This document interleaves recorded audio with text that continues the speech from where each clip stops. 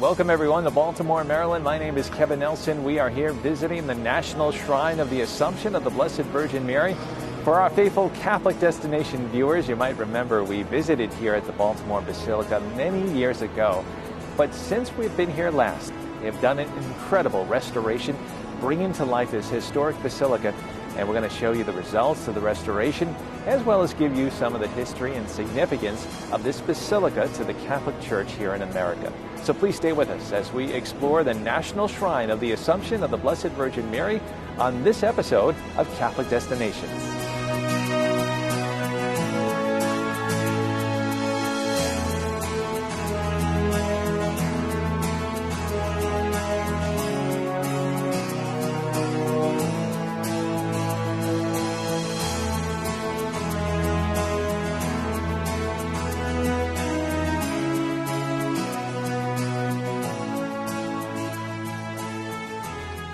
Officially known as the Basilica of the National Shrine of the Assumption of the Blessed Virgin Mary, the historic Baltimore Basilica was built from 1806 to 1821 and was the first great metropolitan cathedral constructed in the United States after the adoption of the Constitution.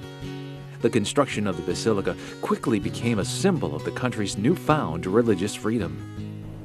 This is the monument to religious freedom for English Catholics who settled.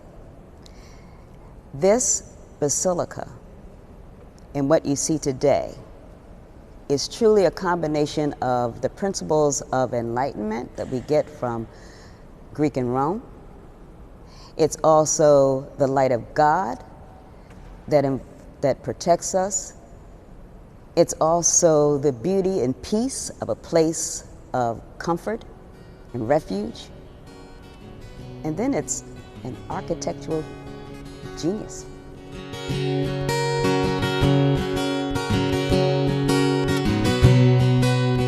America's first bishop, John Carroll, spearheaded the effort to build the cathedral, enlisting the help of a young architect named Benjamin Henry Latrobe.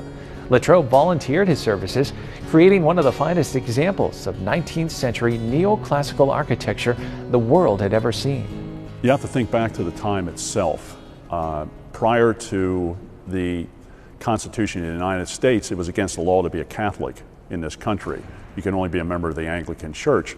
So there was a lot of anti-Catholic sentiment that existed in the country. Even with the Bill of Rights, it said you could practice whatever religion you wanted. As a result, with that anti-Catholic sentiment, Benjamin Latrobe presented John Carroll with two designs. One was a beautiful Gothic cathedral, stained glass windows.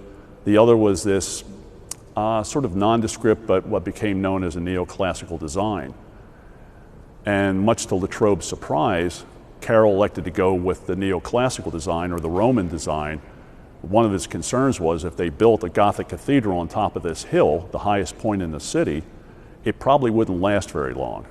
So it was sort of that grand experiment. So they went with the neoclassical design because it was very simple, very basic, so that as people walk into the church today, it's not the image that they have of what a Catholic church should look like, or they expect it to look like.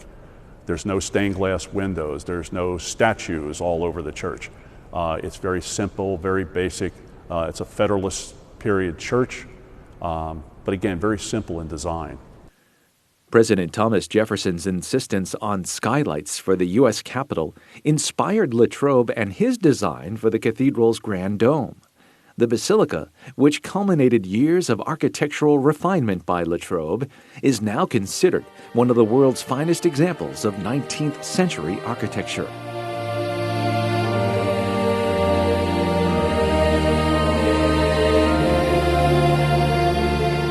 This historic basilica was the center of the country's first archdiocese, from which 2/3 of the country's Catholic diocese can trace their heritage. Completed in 1821, it was the first Roman Catholic cathedral in the country. Well, Cardinal Gibbons in, I think, 1906 said that what the Vatican is to the Universal Church, this basilica is to the Church in the United States. So it really was the first. This is the seat of Catholicism in the United States. It's the very first cathedral in these United States. This is where, in the early church, everything came from. Whether it was the establishment of Catholic University of America, whether it was the Baltimore Catechism. This is the place where all of the bishops met for many, many, many years. This is where many of the dioceses, which are still in existence, came from in the United States. So this really is, this is, I would say, the most historic place in all the United States of America for Catholicism. Well, the Basilica itself is really a depiction of several different points of view. For those who were persecuted for their faith in England, this was an opportunity to have something that was their own, where they could worship as they pleased. And even though at the time it was really something that was kept not privately, but I would say protectively, because of what was going on in the country. And also what was happening in the United States as well, with immigrants coming, particularly Catholics at the time. But this was always a place of refuge. The beauty of the place, the light of the place. When I talk about the architecture of the place, it speaks to all of those attributes that people had at the time. Freedom, peace, the protection of God, the light of the world, all the things that we sort of take for granted until we begin to miss them. And I can only imagine that those who first came here to pray were not only comforted, but were also vindicated for what they had gone through.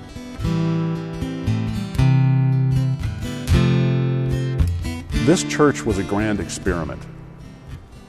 Pius VI and Pius VII wanted to build a cathedral here in Baltimore, which was a major port of debarkation for immigrants coming to this country.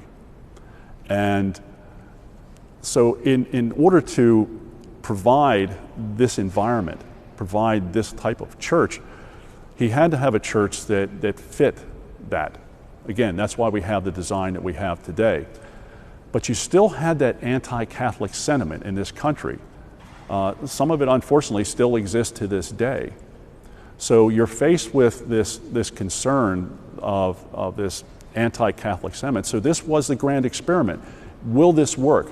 Will Catholics really be and prove that they are good citizens as well as good Catholics? That they are not, as they indicated earlier, Catholics are papists that will only listen to the Pope. This was going to be that proof.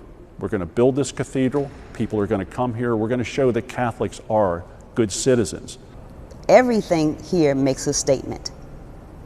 The architectural point of view, the light, the windows, the dome.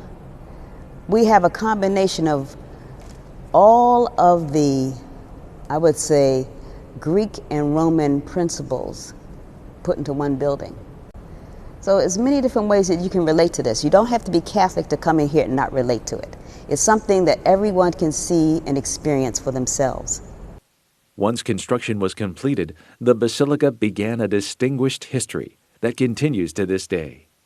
In 1829, the first Provincial Council of Baltimore, held at the Basilica, asserted the need for Catholic schools. 6 other provincial councils and 3 plenary councils followed, guiding the church as the country moved westward and its Catholic population increased with new immigrants. The first plenary council in 1852 extended the legislation of the 7 provincial councils to the entire country. Following the American Civil War, the second plenary council in 1866, whose guests included President Andrew Johnson, achieved peace for the church and called for the evangelization of Native and African Americans. The third plenary council, the largest meeting of Catholic bishops held outside of Rome since the Council of Trent, commissioned the famous Baltimore Catechism. Pope Pius XI raised the cathedral to the rank of a minor basilica in 1937. In 1972, it was declared a national landmark, and in 1993, the National Conference of Catholic Bishops designated the cathedral a national shrine. As the years went on, many restorations and renovations took place, and slowly the original design of the basilica was lost. There were 14 renovations of this church in its time. Each one of them generally corresponded with whoever the next archbishop was going to be. The whole idea was, as an archbishop came in, he wanted to redecorate his church. So it really was not really a redesign, but they just sort of enhanced the building in whatever the style was at that time. So that by the late 1940s, with the addition of the stained glass windows, the lights from the dome had been removed, all the skylights had been taken out, it became the church that John Carroll didn't want. It became a Gothic church on the interior. It was still neoclassical on the exterior, but interior, it was Gothic. And that happened over those 14 renovations. The purpose of the restoration was to put it back the way that Latrobe designed it and Carroll had envisioned it. And that's the church that we have today.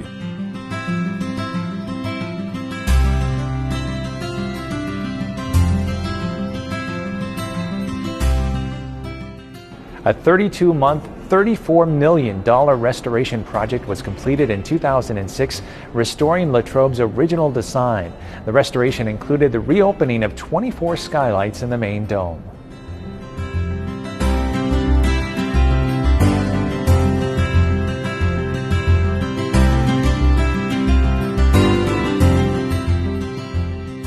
In 1941, there was a concern for obviously, we were now in World War II, and the concern was having light going through the dome. So they closed off all the skylights by putting copper on the exterior of the building, on the exterior of the dome.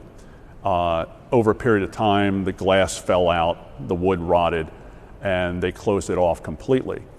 The restoration in putting this back was to put back one of those things that Carroll loved about this church, about the design that Latrobe had, and that was this opening, this oculus, this eye, in this two-piece dome, where the light from the skylights is coming down into the church itself.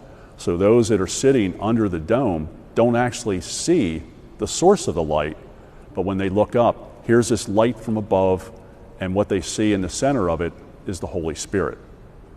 Even though Latrobe was not a Catholic, he was the son of a Moravian minister, he understood a lot of the subtleties that were important to the Catholic faith, that mystery, and that was one of them. Along with the opening of the main dome, other significant work was done during the restoration. When the church was completed in 1821, it really was not complete. There were a lot of things that were added on. They were part of the original design, but because Catholics didn't have a lot of money at that time, and they couldn't afford to actually build the church to its design sightlines. So the church itself was extended around 1890, where the apse extension. So the saucer dome that's over the sanctuary is new as of 1890. And it had various paintings over its time. Again, as we went through those 14 renovations of the basilica itself, the Basilica Cathedral, there were different paintings in those domes. The Assumption Dome was always the Assumption Dome, but it has been repainted a number of times, various artists. The sanctuary itself, if you had been here prior to the restoration, you would have seen something completely different. Again, it would have been very, very dark, very Gothic, a lot of stone, a lot of marble. The cathedral was marble. But the restoration, again, putting it back the way it was designed, the cathedra, which is the chair of the bishop, that is the chair that belonged to Ambrose Marischal, the third Archbishop of Baltimore, who opened this church in 1821. The pulpit behind me is a reproduction of the original. That pulpit didn't last very long. The intention was to give whoever was preaching the opportunity to be elevated somewhat so that people could see them. The problem is where it's located, right at the edge of the dome, so that as they were preaching, maybe the first 3 rows would hear what was being said. Beyond that, nobody heard a thing. So for years, it was referred to as the Tomb of Eloquence. So that went away, and then they used ambos for the longest period of time. But during the restoration, now that we have microphones, sound systems that give us the opportunity to actually project that voice further, the restoration was let's put back what was there originally, that same pulpit, that same design. As you look at the cathedral, you see the mitre on top. You see the cross over the pulpit. So these are all original. The altar of sacrifice, obviously Vatican II is when we implemented the altar of sacrifice. The altar behind it is the original altar. The lower part of the altar is the original. And again, it was a gift to Ambrose Mareschal, the third Archbishop of Baltimore, by his seminarians from Lyon, France. So that is still in place. The upper part of the altar had gone through many changes over those 14 renovations. They had cut parts of it away to try to put a bigger tabernacle in, and it was so badly damaged that in the 1940s they took that out and replaced it with one that didn't match. Part of the restoration was, again, put it back the way it was designed. They recreated the original retabla, even to the point of going to the same quarry in Italy where the stone came from. And they were able to acquire enough stone in order to put the surface, the facing on the altar of sacrifice, as well as the retabla.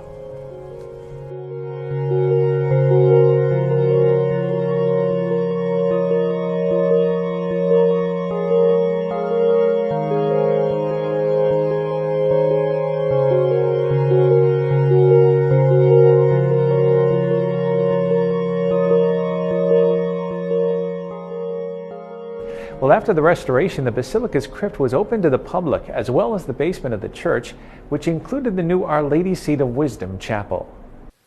The Undercroft, until 2006, had been filled with sand from the original building of the cathedral, which prevented Carroll and Latrobe's vision of a chapel in the Undercroft.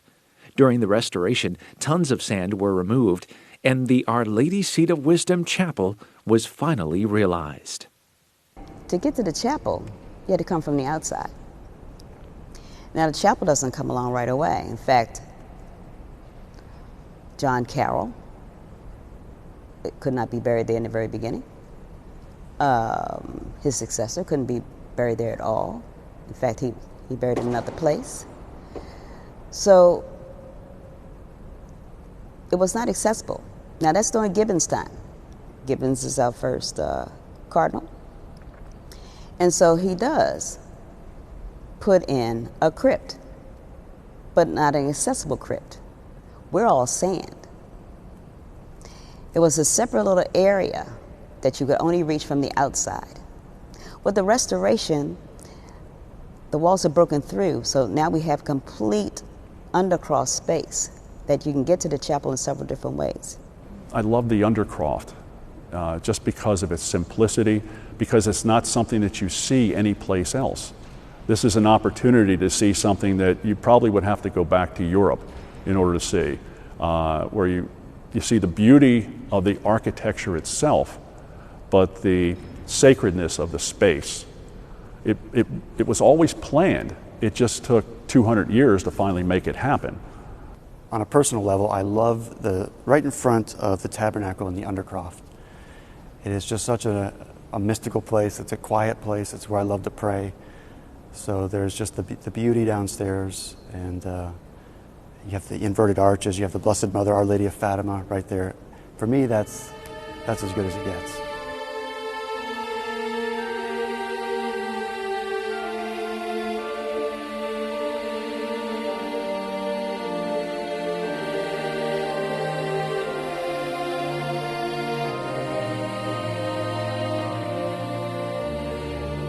Nine of the 14 deceased archbishops of Baltimore have been laid to rest in the basilica's historic crypt. The crypt is located beneath the main altar, next to the Our Lady Seat of Wisdom chapel. Among the 9 resting in the crypt are Archbishop John Carroll, Archbishop Ambrose Mareschal, and James Cardinal Gibbons. The Basilica has over the years welcomed millions of people, including St. John Paul II in 1995 and St. Teresa of Calcutta in 1996. Other notable Catholics associated with the Basilica include Servant of God Mother Mary Lange, foundress of the First Order of Catholic Nuns of African American descent, and Venerable Father Michael McGivney, founder of the Knights of Columbus. When we reopened the church in 2006, One of the activities was the Bishop's Mass, because their conference was also the same time that we reopened in November of that year. So there's a certain sanctity and sacredness in this space when you have all of the bishops from the United States visiting here, because this church is where the Catholic Church in the United States began. All of the churches throughout the United States, they're all daughters of this church. This is the mother church. This is the home of Catholicism. The decisions as to how this church, the Catholic Church in the United States, would operate, those decisions were made here. Among the many visitors over the years to the Basilica, two of its most notable guests have been immortalized in art inside the Basilica. A beautiful bronze statue of Pope St. John Paul II offering a blessing is on one side of the cathedral, and on the other side is a statue of St. Mother Teresa of Calcutta smiling and touching a child's face. The bust was given to the Basilica during a search for a suitable depiction of Mother Teresa. Especially a call comes from Portland, Oregon, from the Amata family, and simply says, would you like to have a bust of Mother Teresa? The artist Chris Melly donated it here through the family who gave it to us and said he wanted it to be touched. It is the best depiction of Mother Teresa I've seen in any art form. Child's eyes meets her eyes, the touch of the hand to hers. It's a beautiful statue, very beautiful. And by this time, I can fairly say that's the only one. So I always have people to photograph it when you come here. Of course, when we go over and look at St. John Paul II, I said, well, take your blessing, because his hand is extended to you. And that is something that is characteristic of his papacy as well. He extended himself to people all over the world.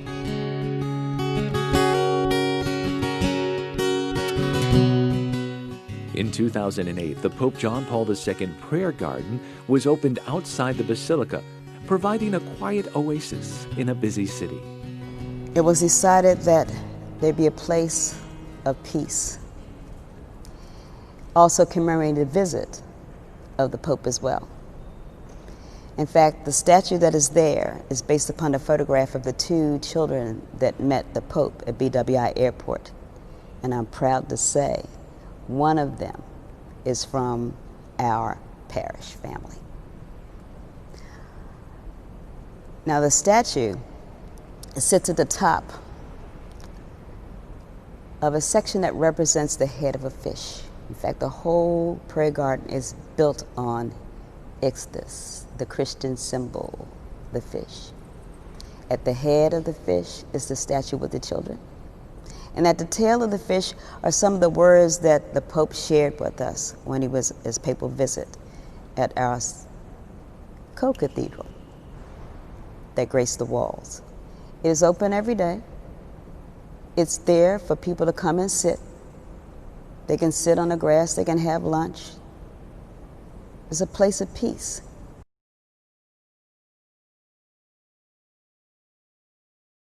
Situated on a hill in downtown Baltimore in the Mount Vernon Cultural District, the Basilica is open to all.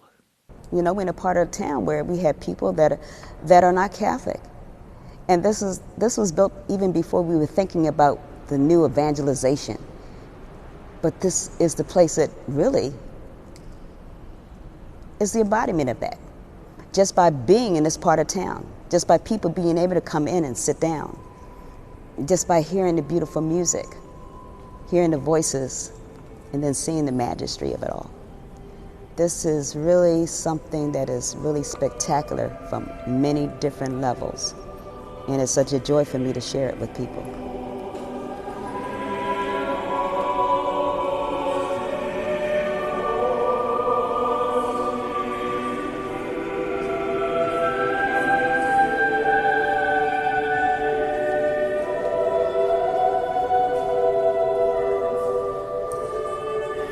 So the parish church today is such a neat place. We are right in the heart of the city of Baltimore. Obviously we have the historic nature of the Basilica, which is great, but that's not all we are. We are an active parish. We are a parish that is filled with young people, young adults, young professionals, people who have been here for a long time, people who come a great distance to be here. So we are really a community that is seeking to live our faith in the city, that is active, that we're going out and we're evangelizing. We, just like every other parish, we have parish activities, we have functions, but we're a parish that knows that we can't just be, we can't just keep to ourselves, that we have to go out and be part of our neighborhood and spread the good news of the gospel. So it's a neat place.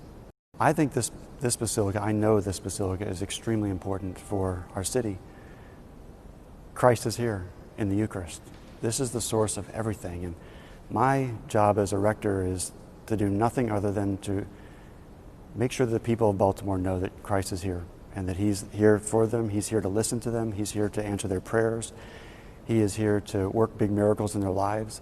I just need to get the message out and to let people know that this place exists for them. This is where miracles continue to happen, and they will happen. I think that the availability of a beautiful building of faith is one of the most simple ways to share Christ with people. We have people that come here that are lost. In fact, a few weeks ago,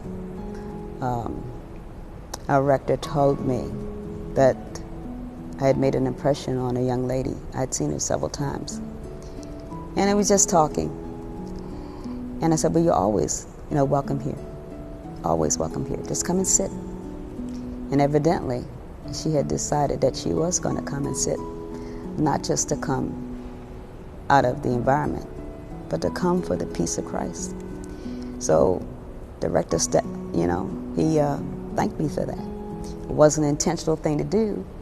It's just something that this environment provides people with. This beautiful, historic, fascinating building is really an instrument of evangelization.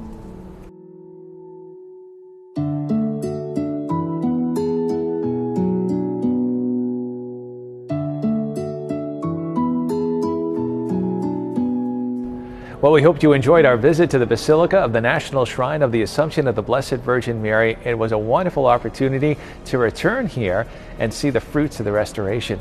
We want to take this time to thank the wonderful staff here at the Basilica who have been so accommodating. Special thanks to the rector, Father James, Maura, Bob, Debbie, Kimberly, all who made us feel so welcome. We encourage all of you, if you are in the Baltimore area, make the Basilica a stop during your stay. You won't be disappointed. I'm Kevin Nelson. Thank you for being with us. I invite you to join us again next time for another Catholic destination right here on the Catholic TV Network.